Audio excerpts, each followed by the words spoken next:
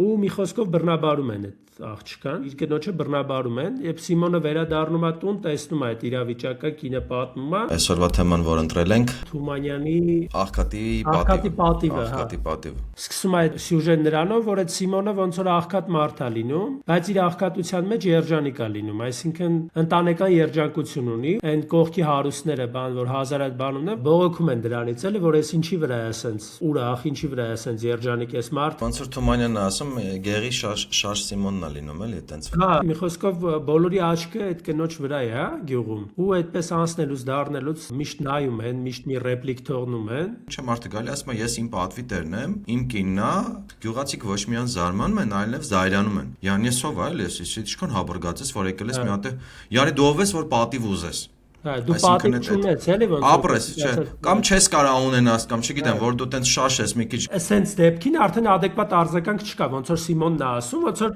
արյուն, այսինքն կամ պատժում եք կամ արյուն, հա, կամ պատժում եք կամ արյուն, էլի։